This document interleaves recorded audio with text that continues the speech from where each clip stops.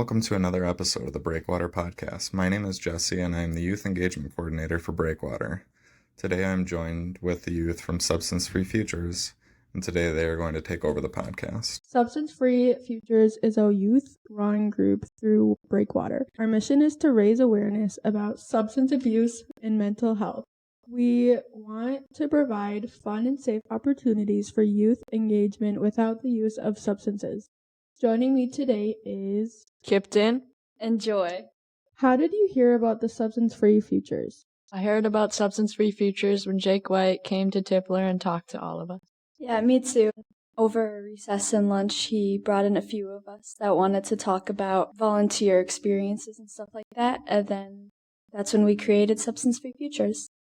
I joined it because of the same thing that Joy said. So he pulled me in and we decided to start with all of the planning. Why did you join Substance Free Futures? I joined because my dad is an alcoholic, so I wanted to try and support him and help him with that and try and see if I could find a way to help him and guide him through that. Yeah, I joined because I've seen a lot of people that I know go down bad paths like that, if it's people that I know personally or just people from school. And I'm a big advocate for mental health and stuff. Personally, I struggle with an anxiety disorder and depression, and I feel like substance abuse and mental health go hand in hand, and I just want people to know that they're not alone. Next question. How has Substance Free Futures helped you? Substance Free Futures has helped me guide and make me aware that I don't want to be a part and go down the same path as obviously we've seen either family members or other people's maybe on the streets and stores, just to open my eyes and see that I don't want my path to go that way and that I want to better out. Substance Free Futures has helped me become a better speaker and helping other people along the way. Yeah, for me personally, I just want to help other people and help our world and the next generation, and I feel like this is helping me get started with that. Our next question is, how do you hope we help the community? I hope we help the community by planning more events and hoping people join and have fun. Yeah, like I said earlier, I just want people to know that they're not alone and there's other people that can help them through this fight, whether that's mental health or people using substances or stuff like that. And so, yeah.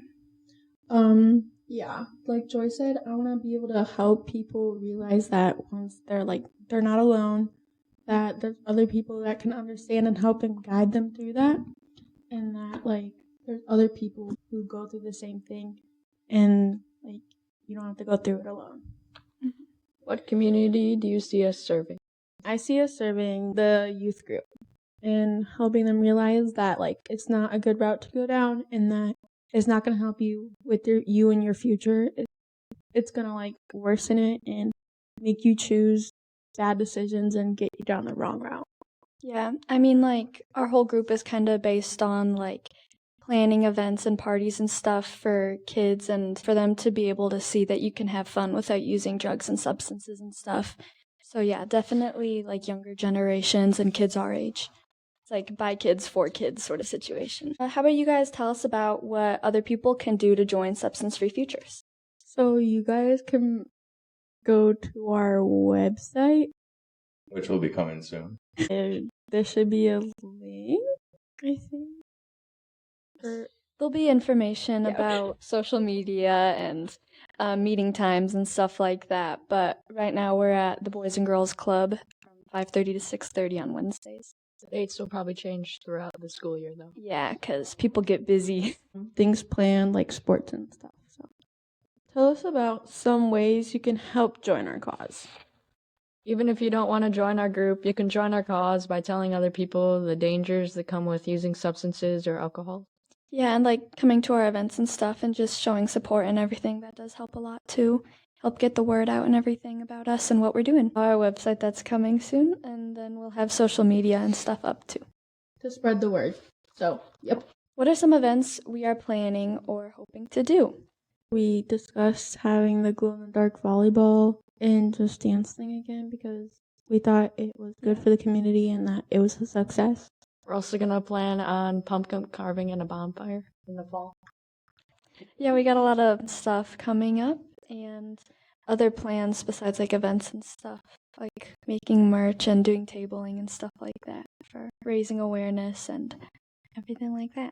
All right, so now I have some questions for you guys. Your slogan is "A healthy me is substance free." Where did that come from? Kipton! He's our Slogan guy. slogan Yep. guy, main Yeah. guy. I came up with that kind of online. I used some websites to help me. He was very, very thoughtful about it and very smart about it. Yes. Yep. It was very creative. Yes, it was, because he came all by himself. And the healthy me is Substance free. So you guys had your first event. You guys did a glow-in-the-dark volleyball and just dance party. You guys tell me a little bit more about that? I wasn't able to go. I heard it was very fun and that everyone loved it, especially by the video. Everyone was enjoying it. They had their friends. Everyone invited other people to go because they wanted to like share that with them and share that moment with them. You did do some planning though, didn't you? Yeah, and the after lunch with Jake White, we did the planning of like where, what time, and like setting up the event posters and stuff. Yeah, me, Kipton, and a few other people also helped with the planning and everything with like a different group that would meet after school. And then we were also there to help set up the event and help run. I know me and another girl were kind of like the MCs and everything and set up the brackets for volleyball and everything. And it was just super fun time. A lot of people were smiling, having fun, and it was super great to see just everyone having a good time. A lot of people came too. That was pretty cool to see. Well, that's awesome. And I think and I hope that we can get more people to go to the next one. Yeah. What has been the biggest challenge that you faced while trying to spread awareness for all these big adult issues as youth or teenagers? The biggest problem that I've probably faced personally is that sometimes people think it's like ignorant or like not that big of a problem, that it's very dimmed down. Not a lot of people seem to realize that it's this big of a problem and that it's affecting other people's lives. Not just the people who are doing it, but their family members and friends. And that they're just continuing to do it because they're not realizing how bad it is. Yeah, and I think especially people don't realize how many like young kids are getting into drugs and everything. Like, I mean, even just like in middle school, there were people vaping, and I would hear about people doing drugs and stuff like that. And it's like older people, when I'm talking about it, they don't really realize how it's a problem even as middle schoolers. And so sometimes there's like a lot of doubt where it's like, well, you're just like a middle schooler going into high school. How do you really know this is an issue? How have you seen this be an issue? Right. Sorry, also to go on to that is that like people would try and hide it. Like, I feel like if you're obviously hiding it, you know that you shouldn't be doing it and that Right. it's not good for you. Like, if you're doing it in the bathroom, if you're hiding it in class, like, put it down, stop it, and like, choose the healthier path of life. Like, it's not going to help you out. It's going absolutely like tear you down, and like, it's just not good. Yeah, if you think it doesn't hurt you now, in the future it will hurt a lot. Yeah. Because it like makes your mental health worse, makes your physical health worse, social health. Like, it just tears down relationships and your own body, your own mind. Like, there was this girl in my class, I'm obviously not going to name names, but she had something, like, she had, like, some type of reaction to it because of the fact. And so she had to go to the hospital, and it was just, like, not okay. Like, and she even said that she was never going to do it again because of the fact she didn't realize that it was that big of a deal then. But once it happened, she obviously realized that it was not okay for her. Yeah. I have a question for you guys. You guys mentioned that you've seen, people vaping in the bathrooms at school.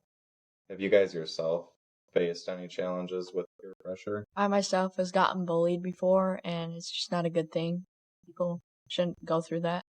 Yeah, I've never been peer pressured, like, with drugs or stuff that, like, I didn't want to do or anything like that. And I wouldn't say I've ever been bullied, but I feel like everybody does face at least a little bit of peer pressure in their life. I mean, sometimes peer pressure can be good, pushing you to do things out of your comfort zone, but sometimes it just gets to a point where it's usually not a good thing. But I have experienced peer pressure and bullying, but not typically like to the extreme of peer pressure. Like they would like offer it to you in the bathroom, like, hey, do you want to take a hit? No, I'm okay. Are you sure? Like, it's really good. It's this flavor. Like, it's so good. And, like, not bad for you. Like, and I say no, and it's just like, it keeps going on until. Yeah, it's like back and forth. It's like, no, I don't want to take a hit of your death pen. Like, right. I'm fine with my air. You're so lame for not doing it. Like, right. no, okay, call I'm me not. lame. Right. I'd rather be lame than dying. Right. Give you guys a lot of credit for sticking to what you need to do to be healthy. I'm so proud of you guys. So how do you guys, as young people living in Wisconsin, see the effects of drinking alcohol just with the culture? Yeah, I mean, Wisconsin definitely has a really, like, growing up in Wisconsin, it seems normal, but as you grow up, it's like, okay, this is really weird and not what it's supposed to be like. I mean, the law in Wisconsin is if your parents are present, you can drink alcohol. And if the establishment allows it, you can drink alcohol.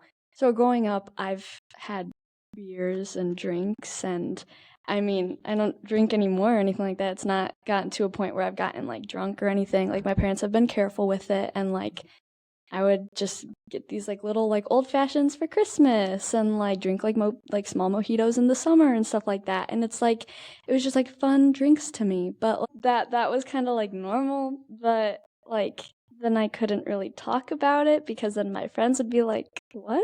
You drink alcohol?"